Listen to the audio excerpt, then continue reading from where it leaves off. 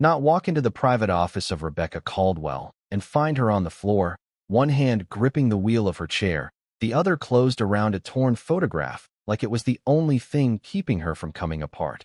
That morning started like most of mine did, with my son Henry kicking me in the ribs at 4:38 because he'd crawled into my bed again. "Dad," he whispered. I opened one eye. "Bad dream." He nodded against my shoulder. I didn't ask what it was. Some mornings, he told me. Some mornings he just needed to know I was still there. His mom had been gone almost 2 years by then, and grief in a 6-year-old came out sideways. Wet sheets, stomach aches, questions at bedtime, little hands checking my sleeve on the subway platform like I might disappear too. I got up before the alarm, made instant coffee, and stood in our tiny queen's kitchen doing breakfast math. 2 eggs left, half a loaf, 1 bruised banana. Henry got the egg sandwich. I took toast and called it fine. Mrs. Morgan from 3B knocked at 6:15, wearing her pink robe and the same worried face she always had when I worked early.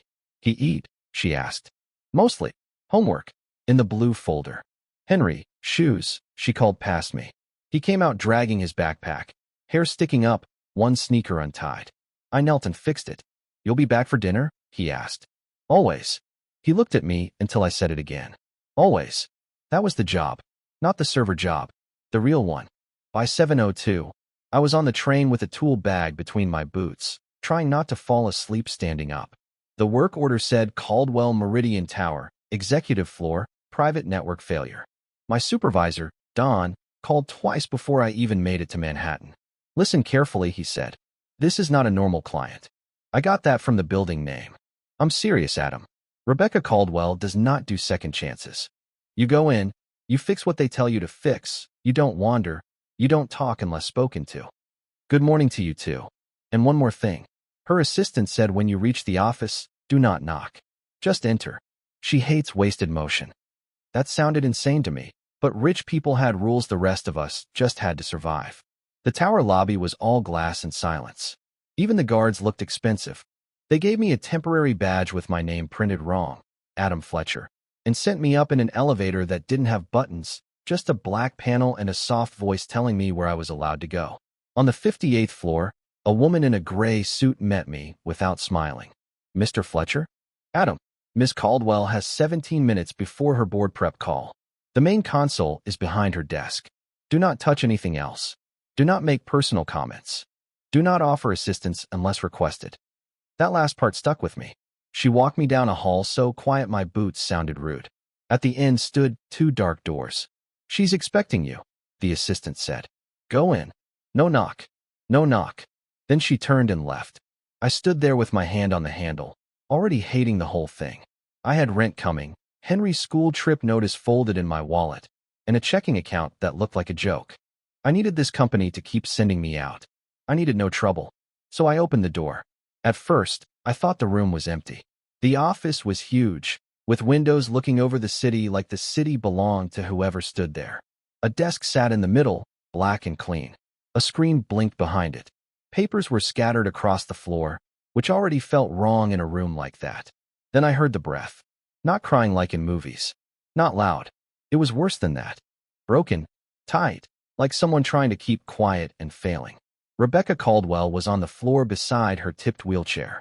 I knew her face. Everybody knew her face.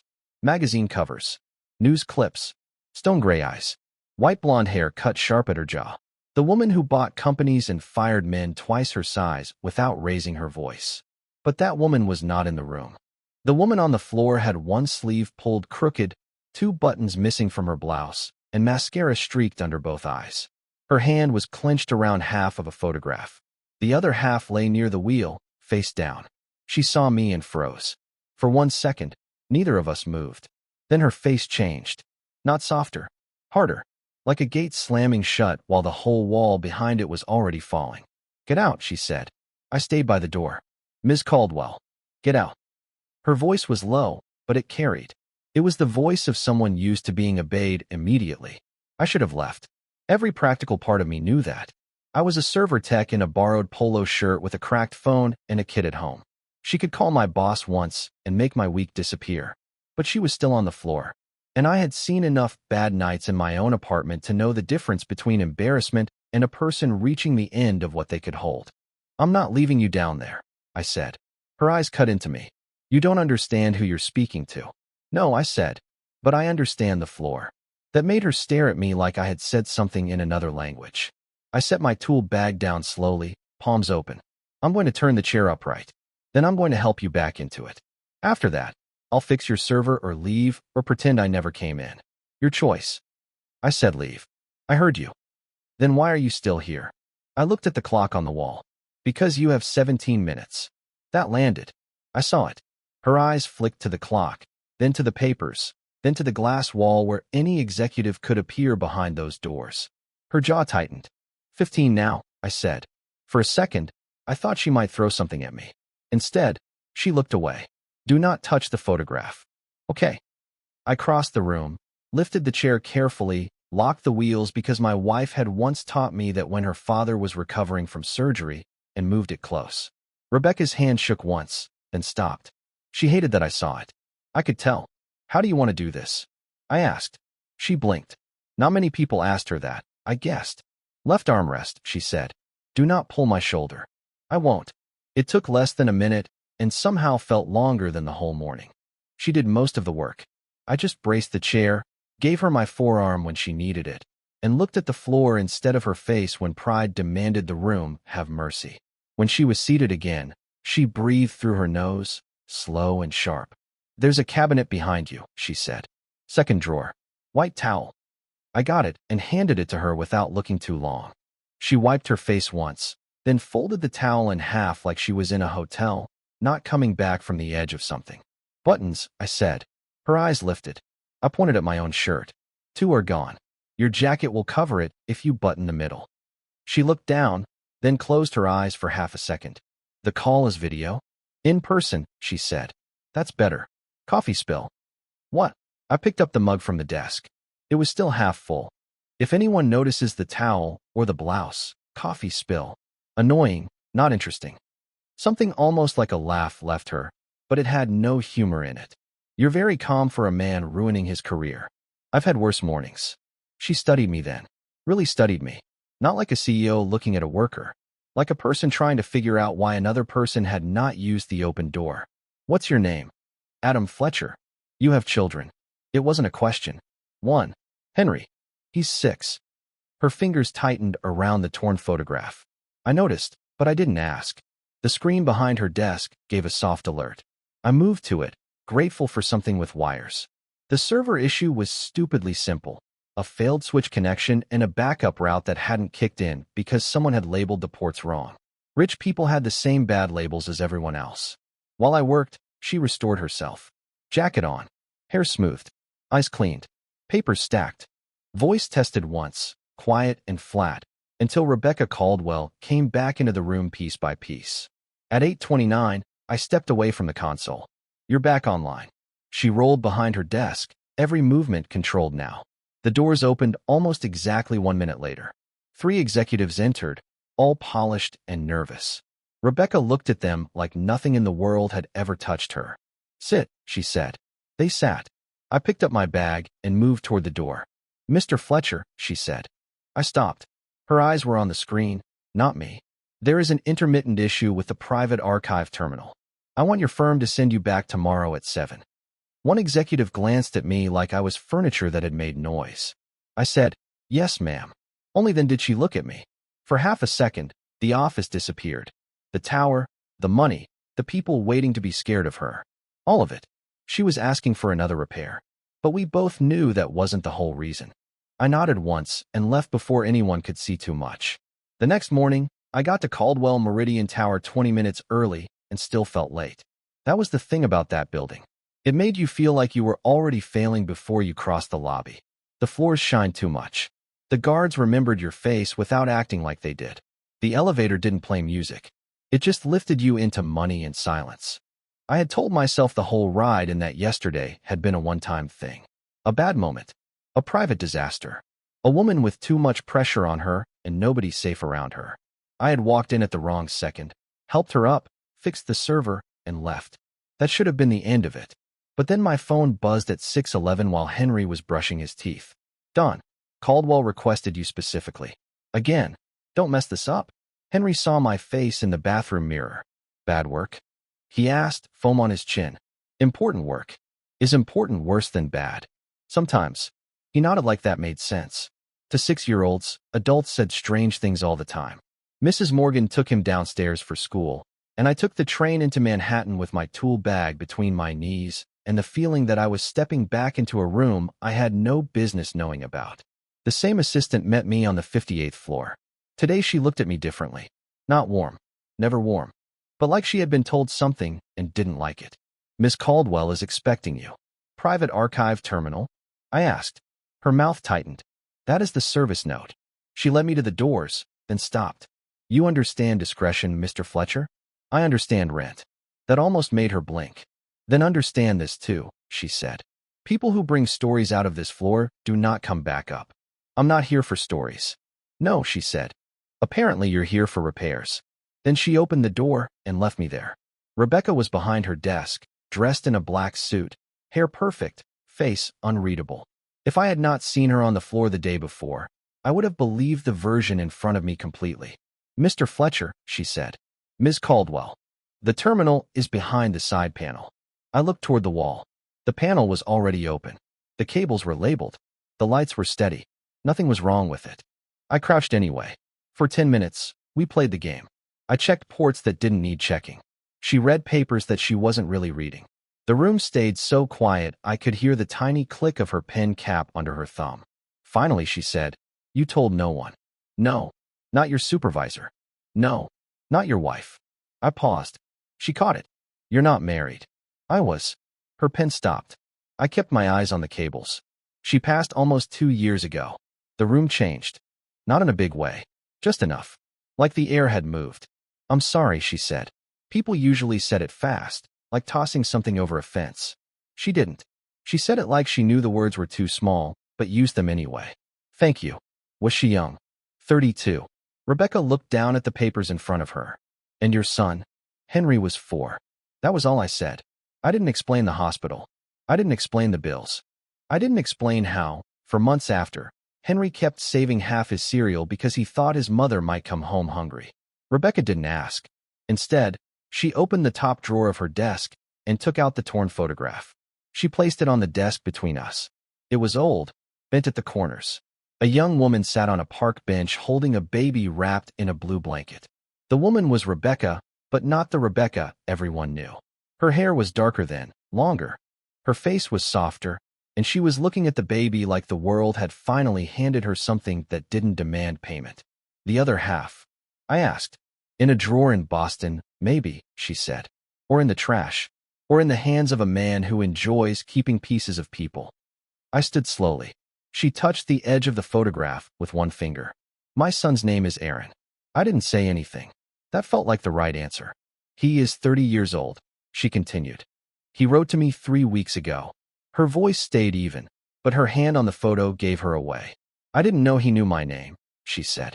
I spent most of my life hoping he didn't. Then I spent the last 3 weeks staring at his letter like it was a live wire. Did he ask for money? Her eyes lifted. No. What did he ask for? Rebecca swallowed once. The truth. That word sat in the room longer than the others. I went back to the terminal because it gave me somewhere to put my hands. She spoke again after a while. I was 15 when I had him.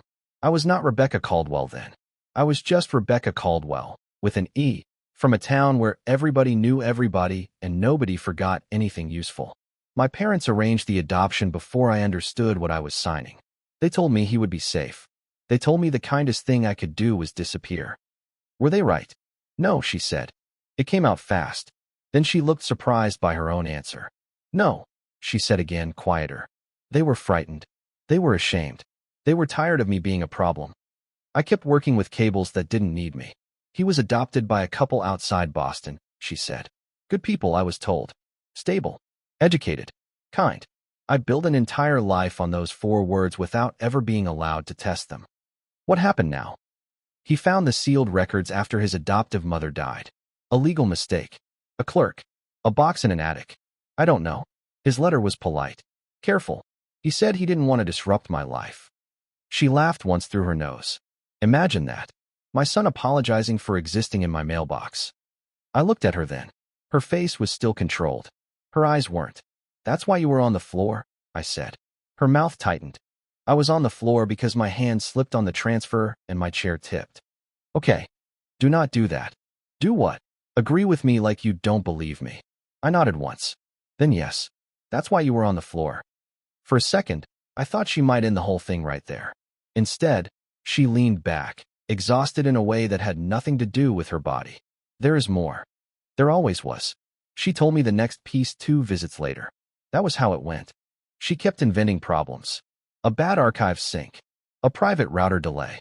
A security console that needed manual review, which mostly meant I sat in her office at 7 in the morning while New York turned gold behind her windows, and she decided whether to speak. Sometimes she didn't. Sometimes I fixed real things. Most of the time, I fixed excuses. By the 4th visit, there was coffee waiting for me on the side table.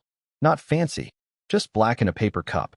You look like a man who drinks bad coffee without complaint, she said. I'm trying not to be offended by how accurate that is. Her mouth moved like she almost smiled. That day, she told me about Richard Ramsey. He was my husband for 8 years, she said. I knew the name. Everyone in New York business knew the name. Private equity, old family money, charities with his name on the wall, photos at galas beside senators, judges, university presidents. I thought he was safety, she said. That is embarrassing now. It shouldn't be. Her eyes sharpened. Don't soften it. I'm not. I'm saying people mistake control for safety all the time. She looked at me for a long moment. Then she said, he liked having access to every door. My office, my accounts, my doctors, my calendar, my friends, until I had none left. If I objected, he made it sound like concern. If I resisted, he made it sound like I was unstable. Her voice did not shake. That made it worse. The chair? I asked carefully. She turned toward the window. There was a staircase at our house in Greenwich. Marble. Ridiculous. I remember thinking, even while it was happening, that I hated that staircase because it was too polished to hold on to. I didn't move. The official story was that I fell after mixing wine with medication. I had not been drinking. I had not taken anything. Richard gave the statement. The doctors accepted it. The papers called it a tragic household accident. The office felt colder than it had a minute before. And Aaron? I asked. Rebecca's hand closed around the wheel of her chair. Richard knew. Not at first. Later. He found the adoption papers during the divorce. He kept copies. Why? Because people like Richard keep knives in drawers even when they don't plan to use them that day. I waited. She looked straight at me then. He sent me a message the morning after Aaron's letter arrived. One sentence. She opened her desk drawer and took out a folded printout.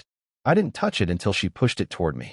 It read, "Let the past stay buried, Rebecca, or I will introduce your son to the version of you I saved him from." Below it was a photo of Aaron. Adult, dark-haired, standing outside what looked like a small bookstore, holding a cardboard box against his hip. My stomach tightened. He's watching him, I said. Yes. And you? Yes. That's why you didn't answer. Her face went still. Tell me what I'm supposed to say, she said. Hello, Aaron. I am your mother. And if you know me, a powerful man may decide to make your life smaller? Hello, Aaron. I loved you so much I vanished. And now that you found me, I may have to vanish again? She pushed the printout away like it burned. That's not a letter. That's a curse. I sat across from her without asking permission. She noticed. Let me. For the first time, I saw how tired she was of rooms where every chair was a negotiation. I'm not a lawyer, I said. I have lawyers. I'm not security. I have security. I'm not rich. I noticed. That almost got me. I leaned forward. Then I can only say the thing none of those people are paid to say. And what is that? You're making Richard the center of Aaron's story before Aaron even gets to be in it. She went quiet. I kept going because stopping would have been easier, and easier was usually where people like Richard lived. Maybe there's risk if you answer. Maybe there's risk if you don't. But the question under all of this isn't what Richard might do first. Her eyes stayed on mine. What is it then? I tapped the edge of Aaron's letter. What does your son deserve from you now? The truth, or more silence? Write in the comments. Was I right to push Rebecca toward the truth, or should I have stayed out of a mother's painful past? For a long time, she did not answer.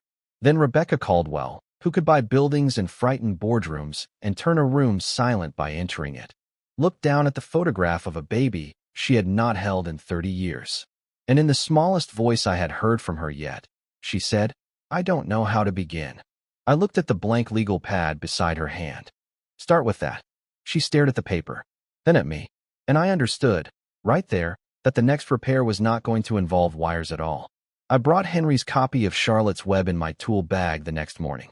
That probably sounds strange, but at the time it made sense to me.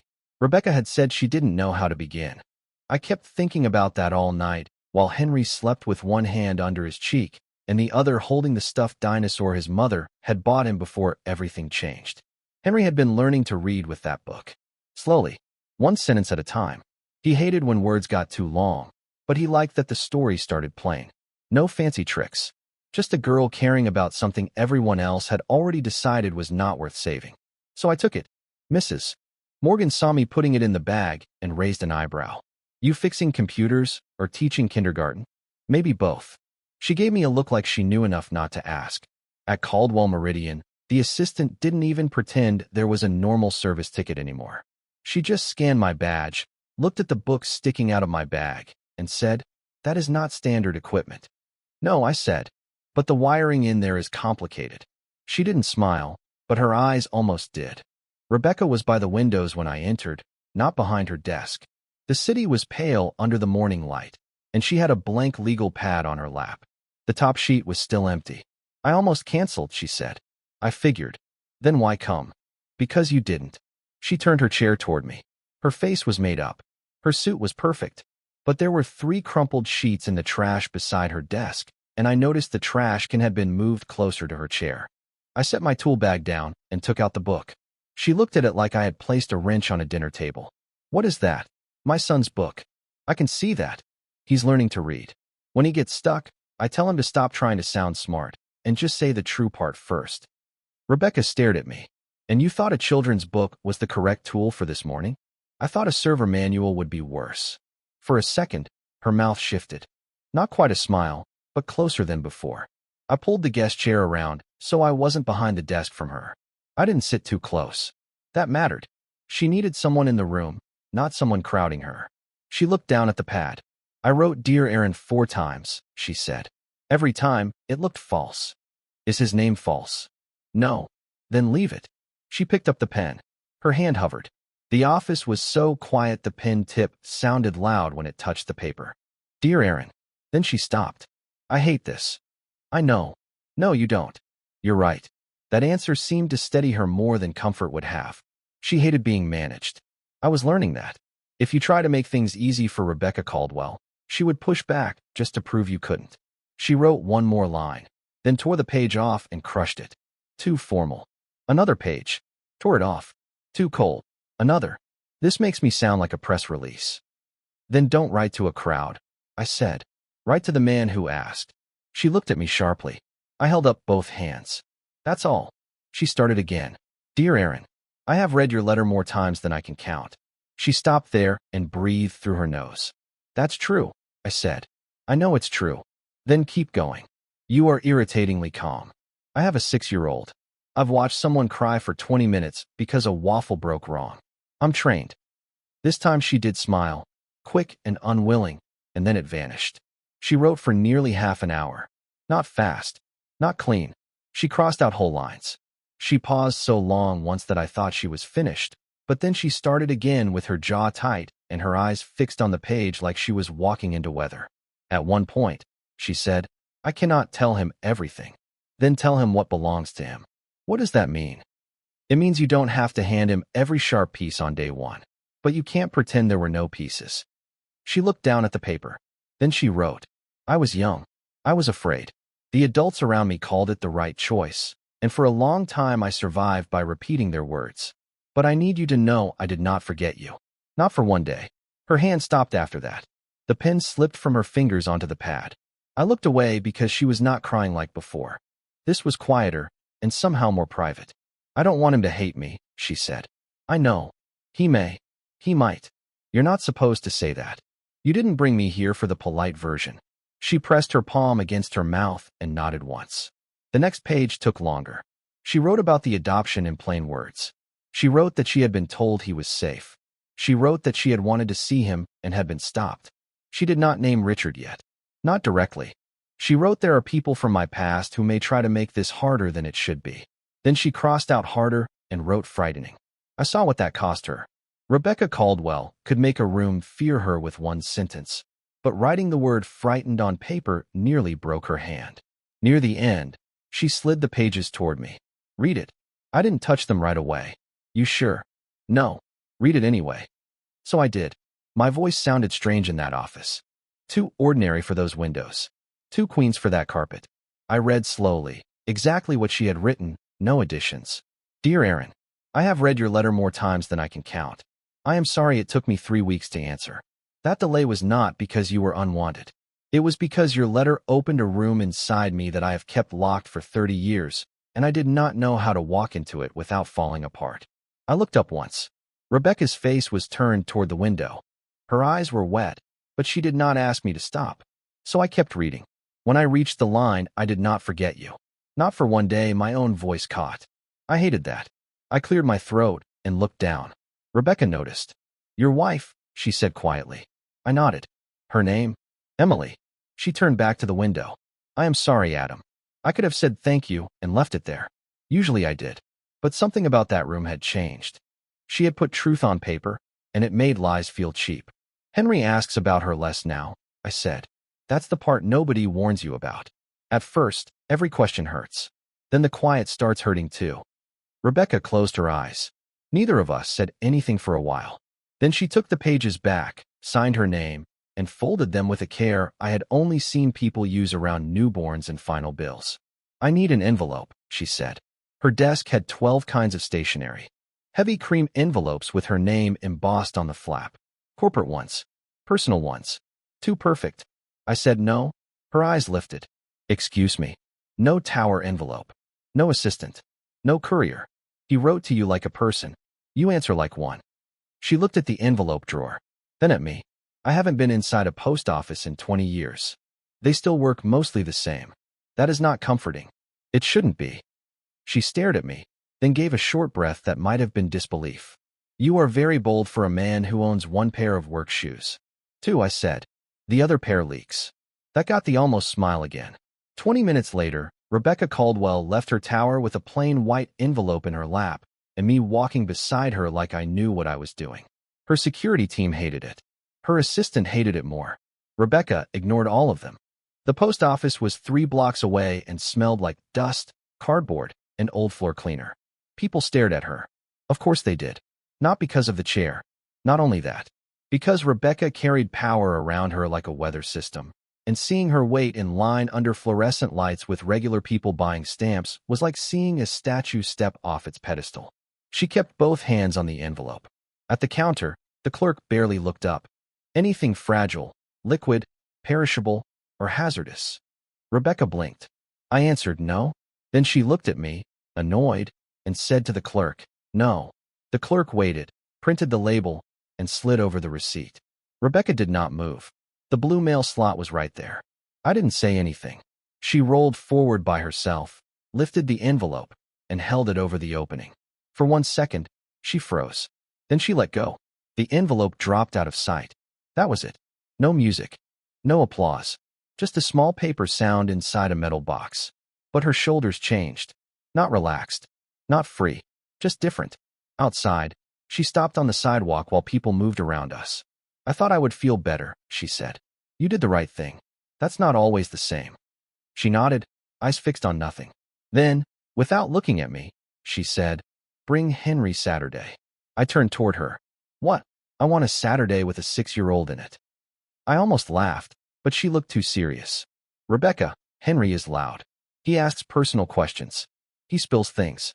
He once told a stranger on the train that his eyebrows looked worried. I am prepared to risk it. You don't know what you're asking. No, she said. But I know what waiting alone in that tower will do to me. That shut me up. Central Park, she said. Late morning. Pancakes first, if that is still a thing children approve of. It is very much still a thing. Good. I should have said I'd think about it. I should have remembered the photo of Erin outside the bookstore and the message Richard had sent her. I should have kept Henry as far from her world as possible.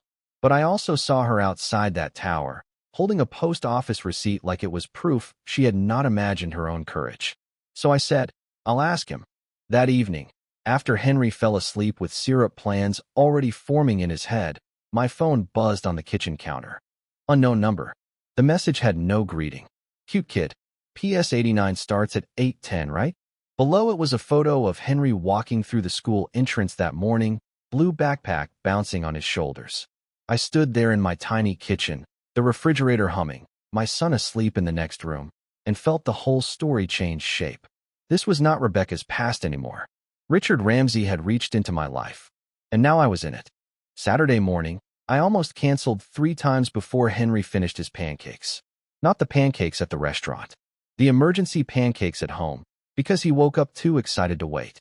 Are we meeting your work lady? He asked, standing on a chair in his dinosaur pajamas, while I flipped one uneven pancake in the pan.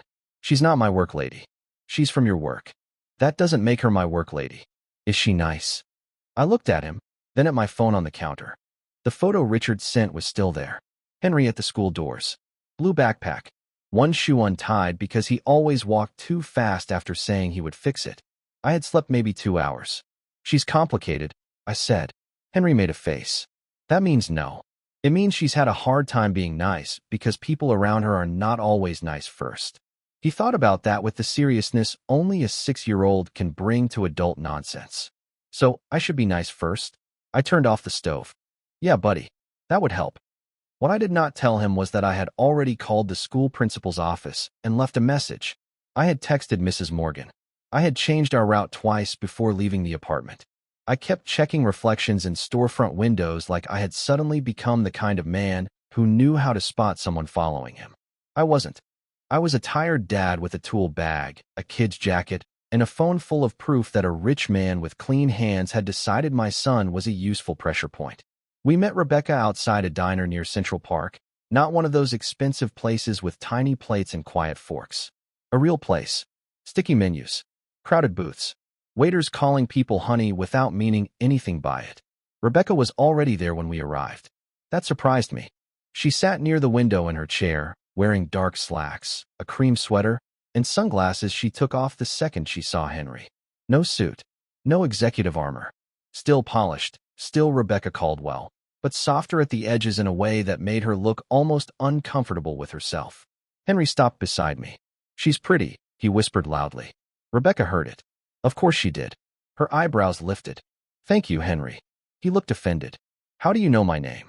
Your father told me. Oh. He climbed into the booth across from her without waiting. Do you have kids? I closed my eyes. Henry. Rebecca's hands tightened once on the wheels of her chair, then relaxed. I have a son, she said. He is grown now. Does he like pancakes? I don't know. Henry looked at her like that was the saddest answer he had ever heard. You should ask him. Rebecca went very still. I slid into the booth beside Henry, ready to rescue the moment. But she looked at him and nodded. Yes, she said. I should. He accepted that and opened the menu upside down. Breakfast was chaos in the best way. Henry spilled orange juice within 6 minutes. Rebecca reached for napkins before I did. He told her about his class turtle, his loose tooth, and how I once burned toast so badly the smoke alarm yelled like a robot. She listened like every word was being handed to her in a language she had once known and forgotten. At one point, Henry leaned sideways and asked, Why do you have fancy wheels? I nearly choked on my coffee. Rebecca looked down at her chair, then back at him. Because I need them to move. Are they fast? Faster than they look. Can you race? No, I said. Rebecca said, not indoors. Henry grinned like he had found his new favorite adult. After breakfast, we crossed into Central Park. The morning was bright and windy.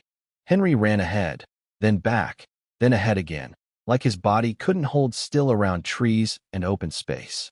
Rebecca moved along the path beside me, and for a while neither of us talked about Richard, Aaron, threats, letters, or the fact that I had barely taken my eyes off the people around us. But she noticed. She noticed everything. You received something, she said. I kept watching Henry climb onto a low rock. Yes. When? Last night. What was it? I handed her my phone. I didn't want to. The second she saw the photo, This day would stop being what she asked for. It would become part of the problem, but hiding it from her would be worse. She looked at the screen. The change in her face was small, but complete. The woman from the diner disappeared. The CEO came back, cold and precise. "I am so sorry," she said. "Don't. Adam, don't make this about guilt. That helps him." Her eyes moved from the phone to me. I surprised myself with how angry I sounded. Not loud, just done. "You warned me he had reach," I said. "I stayed anyway. Now we deal with what's in front of us." She handed the phone back slowly. "You should take Henry home." "I will. After the park." "That is not safe." "No.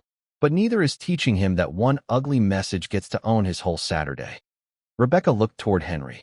He was showing a stick to a confused pigeon. "He doesn't know," she said. "He knows enough.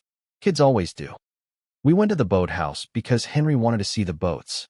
Rebecca stayed near the railing while he leaned over and shouted greetings to ducks like they were coworkers.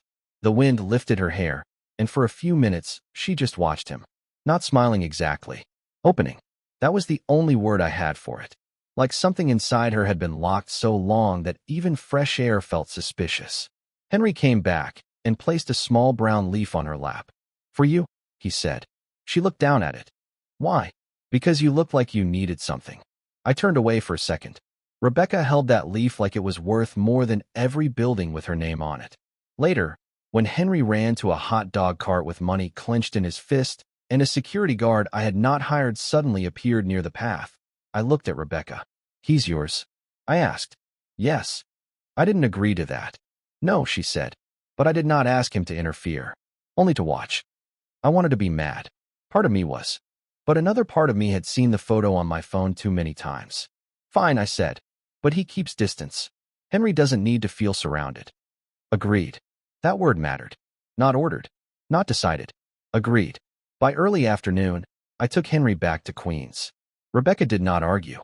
She had her driver follow 2 blocks behind, and this time I let it happen. Mrs.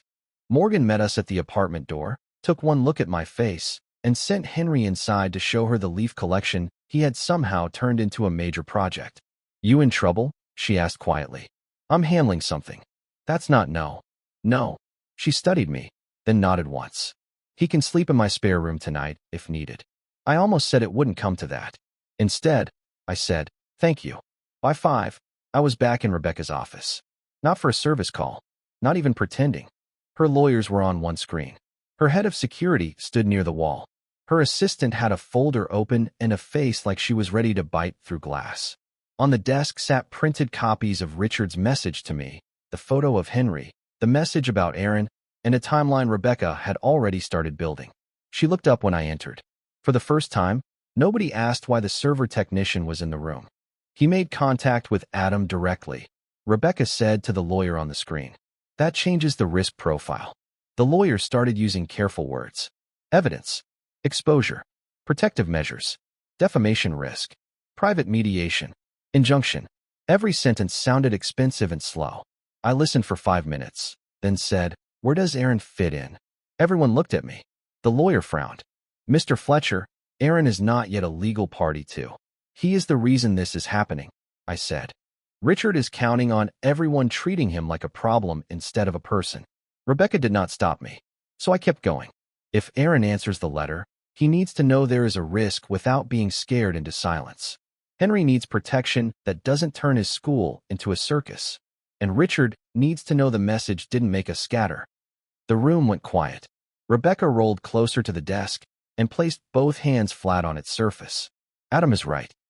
Nobody argued with her when she used that voice. She turned to security. "No visible presence at the school unless necessary. Coordinate with the principal discreetly. Mrs. Morgan gets a direct number." Then to the lawyer. "Prepare a record of both messages and all prior contact from Richard. No theatrics. No leaks." Then to her assistant. "If Aaron responds, I see it first. Not legal. Not communications. Me." Her assistant nodded. Rebecca looked at me last. "And you?" I waited. "You stopped coming here as a technician." Something moved through the room. She did not look away. "You are here because I trust you. Because you saw the worst moment of my life and did not turn it into power over me. Because Richard has now reached for your son, and I will not insult you by pretending this is still my burden alone. My throat tightened, but I kept still. I can't fight him in your world, I said. No, she said, but you keep reminding me why I'm fighting. That hit harder than I expected. The lawyer cleared his throat. Miss Caldwell, for clarity, what role is Mr. Fletcher meant to have? Rebecca looked at me, not the screen. I thought about Henry asleep against my shoulder on the train, Emily's empty side of the bed, Aaron's letter crossing some mailroom somewhere, Richard Ramsay smiling in rooms where people mistook manners for goodness, and Rebecca on the floor beside her tipped chair, demanding I leave because she was sure everyone eventually did. He's my ally, she said. The word stayed in the office. Not employee, not witness, not repairman. Ally. I nodded once. Then we start with the truth, I said. Rebecca's eyes held mine. Yes, she said. And this time, we do not leave anyone on the floor. Outside the windows, Manhattan was turning dark and bright at the same time.